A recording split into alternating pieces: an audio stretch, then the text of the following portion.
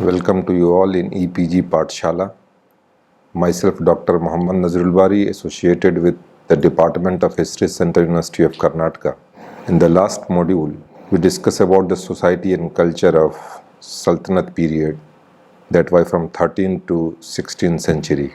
In that modules, we have discussed about the contribution which was made by the Sultanate rulers in the field of art, architecture, the development which took place mainly in Persian and Arabic language, and the patronage which was given for the development of regional language by the different regional kings and sultans. Now here we will discuss about the society and culture that deals with the Mughal period. For this chapter we have certain objectives, and the objectives are to understand the socio-cultural life of people under Mughal Empire. Next, to find out the contribution of Mughal ruler and their nobles in the existing social life of India. Then to get the idea about the condition of women. Then to know the role of Mughal ruler and their nobles in the development of painting, music, language and literature. And the last, to evaluate the contributions of Mughal rulers in architectural development in India. Here, first we will focus on society and culture. During Mughal period, we saw the important socio-cultural development.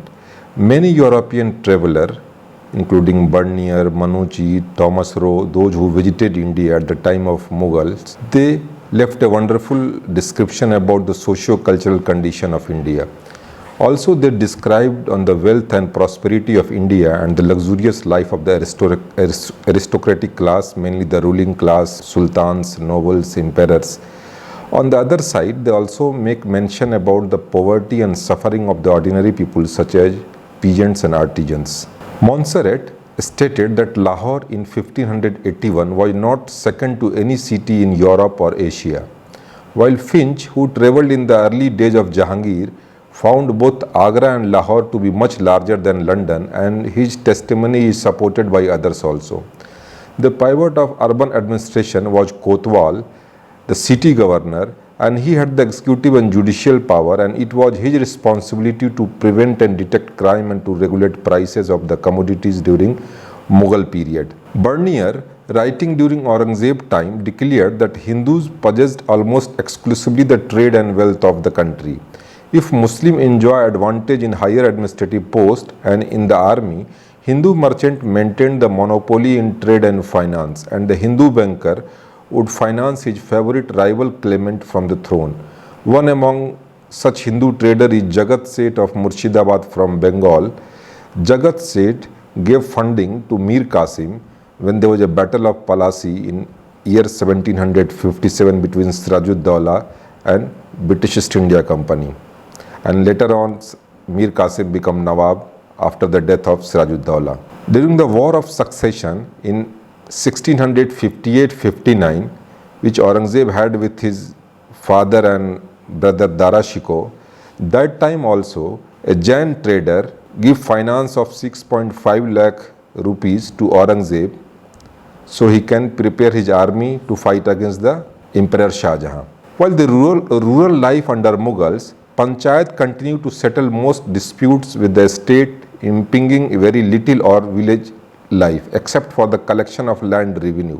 The state advanced Takavi. Takavi was basically a loan which was given for the agricultural purposes to the cultivators and occasionally provided seeds, bullocks and implements for digging wells. Now, we will give a passing reference about the agriculture also. An estimate claimed that the population of India at the beginning of the 17th century was about 125 million. Large area of land was available for cultivation and variety of crops such as wheat, rice, gram, barley, pulses were cultivated mainly. Commercial crops such as cotton, indigo, sugarcane and oil seeds were under cultivation during the period of under study. During the 17th century, two new crops, namely tobacco and maize, were added. Potato and red chili came later in the 18th century. Now here we will focus about the dress, social customs, rites and ritual during Mughal period. Regarding the dress, the royal family and the nobility spent lot on their income on dress, which consisted of a large coat, tight trousers, turban or a cap and a silk scarf tied at the waist with the end hanging it down. The nobles also put on daggers, necklace, ear tops, sandals, etc. The dress which was more common among the people was dhoti, which was mainly for the common people, while sometime we have the reference that Muslim used pajama and kurta. Most of the people were virtually half naked. They managed to put on good cloth on festival occasion only. The dress of Hindu ladies was dhoti or sari. The Muslim women used the pajama or ghagra with kurtas. Their head dress was a scarf and they used ornaments which was equally common among male and female. Regarding the social customs, it's interesting to note that many similarities were there among the marriage custom of Hindus and Muslims. Early marriages were much in vogue amongst the Hindus, with 7 considered to be the proper age for the girl to get married. The Muslim also betrothed their children between ages of 6 and 8, but the marriages were generally not solemnized before they had attained the age of puberty. Among the wealthiest class, polygamy and divorce are said to have been very common. Polygamy means having more than one wife. The custom of secluding women, known as parda, was very strictly followed, that too mainly by the ruling class of the Muslim community. The son duty to his parent and wife duty to her husband were viewed amongst as religious obligations. Even today in 21st century, we have the same kind of situation in Indian subcontinent. Superstitions played an prominent role in the daily life of the people. Charms were used not merely to ensure a restive husband, but also to secure such other ends as the birth of a son or cure of a disease. Astrologers were very much in demand even during the Mughal court. We have lot of references that before a start expedition against any enemy king, emperor of Mughal, they used to take consent of astrologers. Betel and betel nut were presented to the visitors and they were escorted with much civility at the time of departure. Dice was their favorite indoor game. Polo or Chaugan, for which there was a special playground at Dhaka. Elephant fight, hunting, excursion and picnic were the other important popular pastime during Mughal period. Regarding the important rituals and rites, the important rites observed by the Hindu were Chhathi, Mundan, Chhathavan, Vidyarambha, Bivah and Shraddha. Chhathi was a function that was on 6th day after the birth of a baby, male or female. Mundan means the shaving of head and Chatavan means the taking of cereal for the first time by child. Vidyarambha means the beginning of education and Bivah means the marriage, and after the death, a rituals which was performed by the Hindu family was known as Shraddh. Muslims also do observe their own rites of Aqiqah, Bismillah, marriage ceremony and Chahallum. Aqiqah was a rites connected with the birth of a child.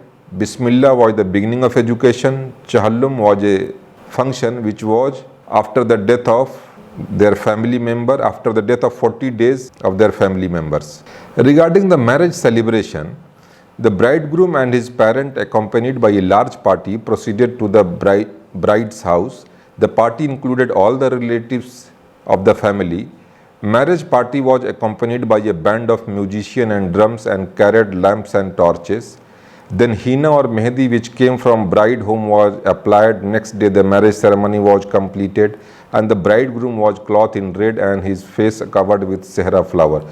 This was almost the same method which is still used in the rural area on the marriage ceremony. While a ceremony was on, bridegroom sat almost dumb both in janana and the main parts of the houses.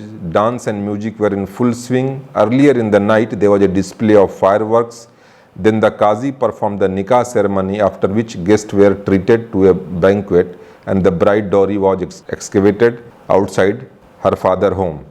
Now regarding fair and festival among the Hindus, the important festival of the Hindus observed were Holi, Basant Panchami, Dashera, Diwali, Shivratri and Sankranti. Holi was celebrated by the cultivators only during Mughal period, but later on it came to be observed by all. Dashera was celebrated by all. The Kshatriya particularly worshipped their arms on this occasion. Diwali was one of the most popular festival during Mughal period, and we have the reference even Mughal rulers do celebrate Diwali. Diwali was a festival which was more popular among the commercial community, that was Vaishya. On that occasion, the businessmen worshipped the goddess of wealth, that is goddess Lakshmi, opened their new account book. People went to places of pilgrimage such as Pushkar, Kurukshetra, Kashi, Prayag, Puri. The fair of Kumbh was also celebrated by the Hindu, who assembled in a million on that occasion. The important Muslim festival were Eid-ul-Zuha, Eid-ul-Fitr, Shab-e-Barat, Muharram and Miladun-Nabi, which they also called Eid-e-Miladun-Nabi. Eid-ul-Zuha fell on the 10th day of the last month of Islamic calendar. It was Thanksgiving celebration and animals were sacrificed on that occasion. Eid-ul-Fitr fell on the 1st and 10th month of Islamic calendar. While the Muharram marked the anniversary of the martyrdom of Imam Hussein, the younger son of the daughter of the Prophet, while Miladun-Nabi or Eid-e-Miladun-Nabi or Bar-e-Wafat was associated with the birth of Prophet Muhammad, while Nowruz was one of the festival which was celebrated by Mughal rulers, Mughal emperor with great pomp and show.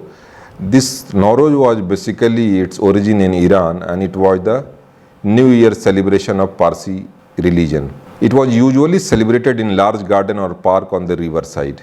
Regarding outdoor games, we have the reference that the early Mughal emperors inherited a taste for outdoor exercise and sports. Akbar devoted a lot of time for hunting and fine riders and was able to control the fiercest elephant.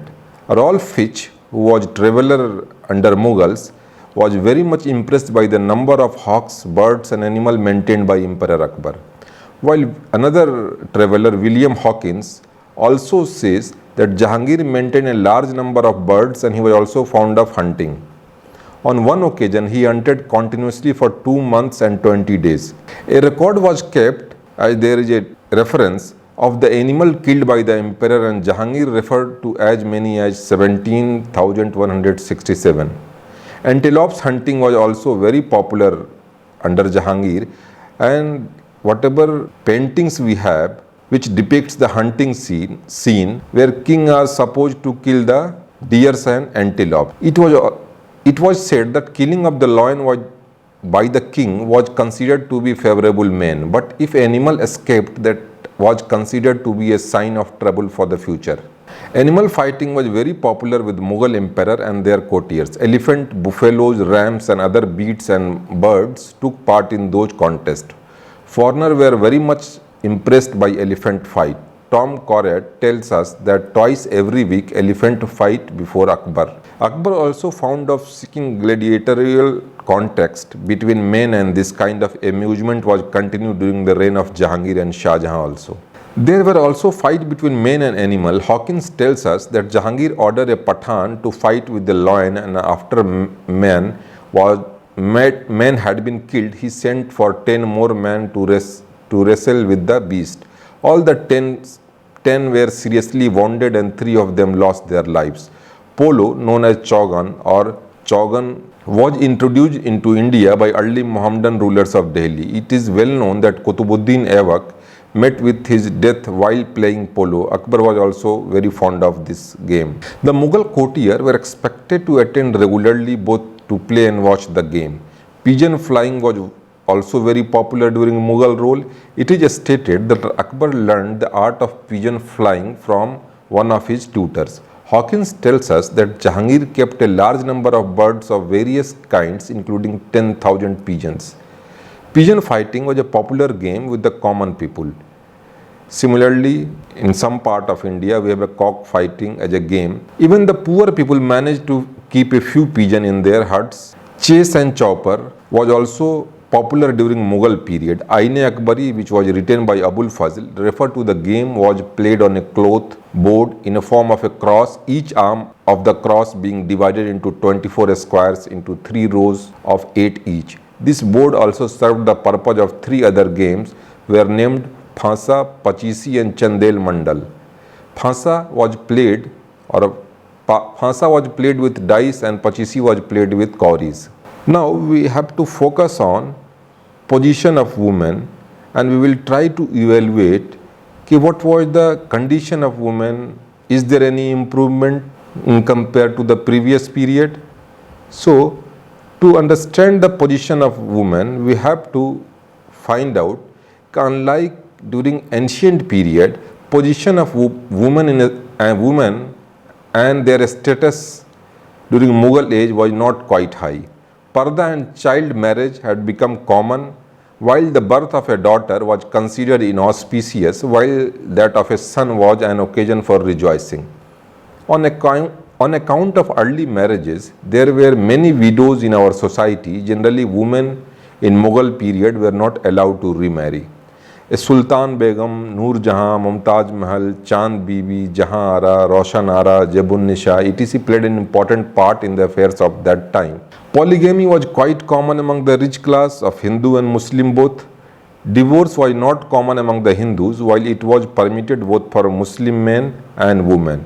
If Muslim man is giving divorce to his wife, it's known as talaq, while women who do not want to stay with her husband, so she can take khola.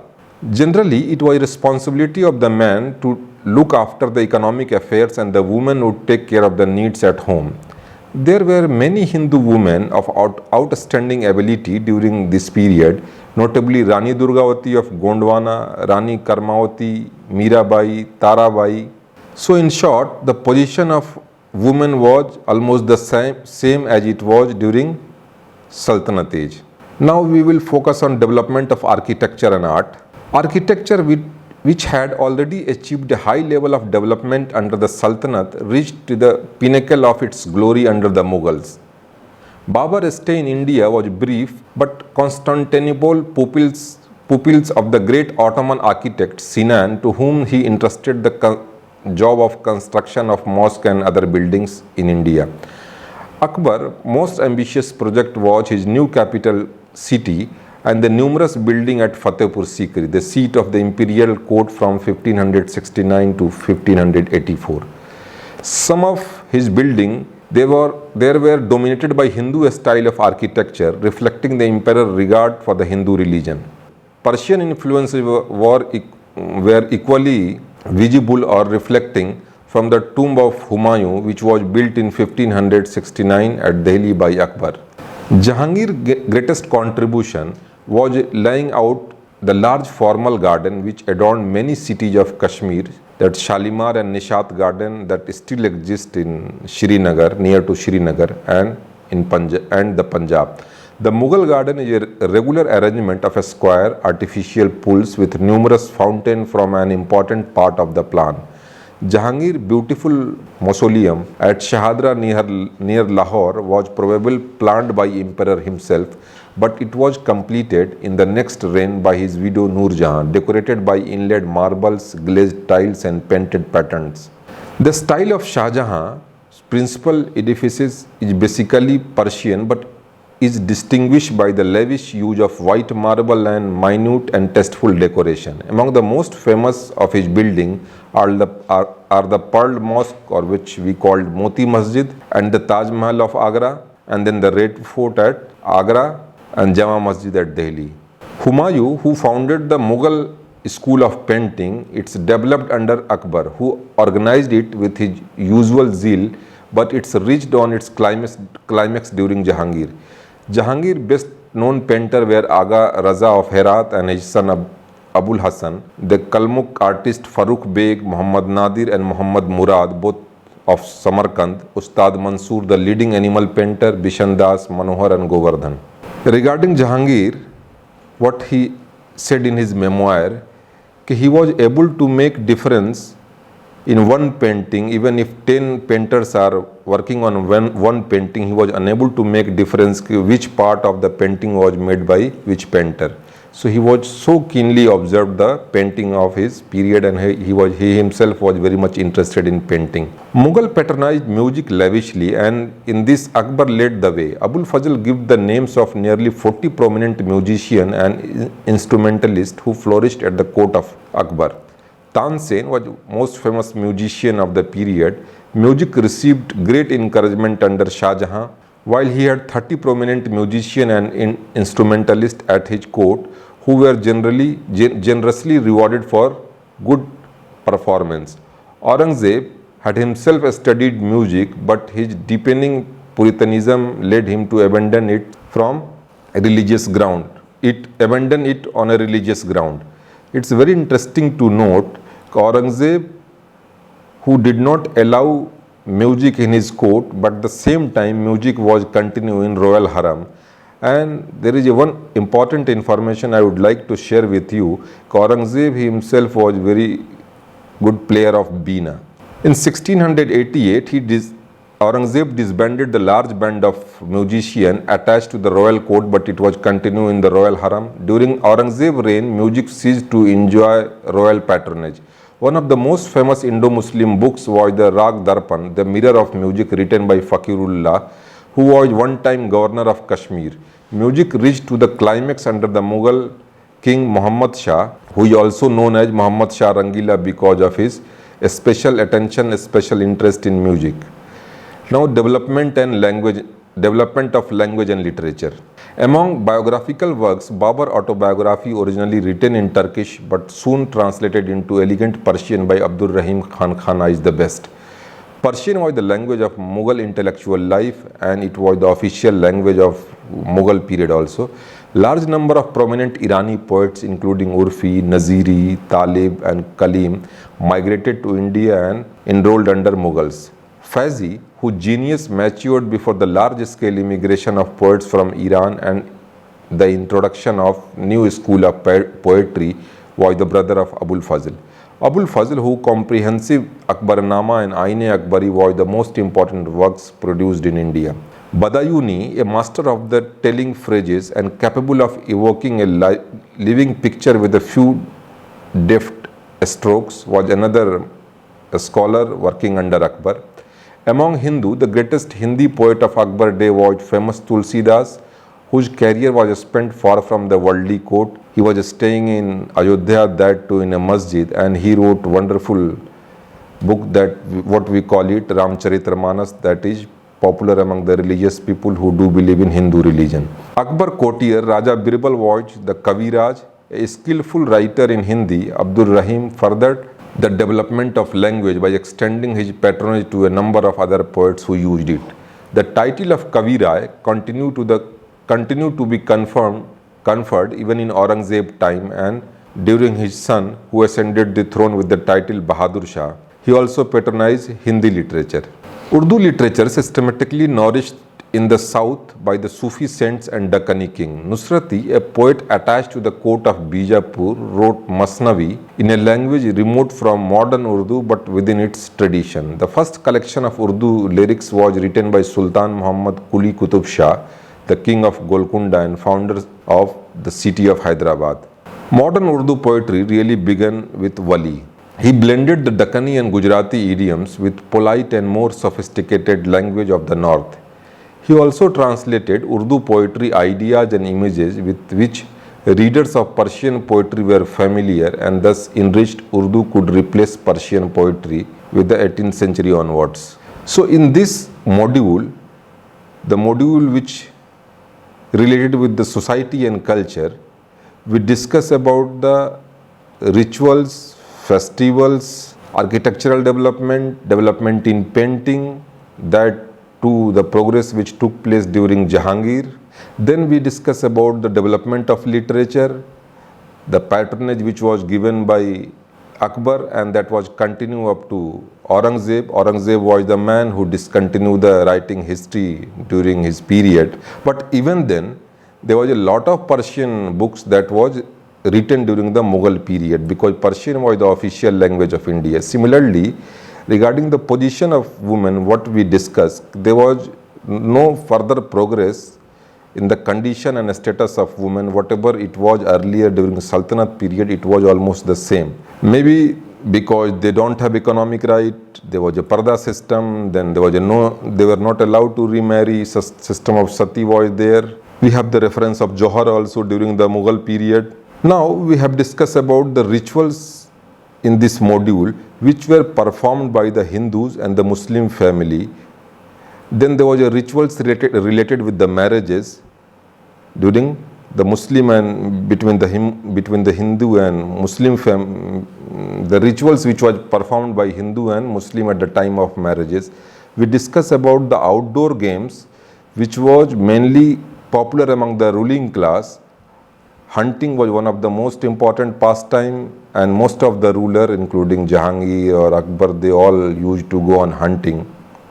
Then the elephant fighting, pigeon fighting, this was the method through which people used to pass their time, as they do not have internet facility as we have in 21st centuries. For the society and culture, if you wanted to learn more, then you are advised to refer the e-texts which are available on EPG Pathshala and the reference book. Thank you very much.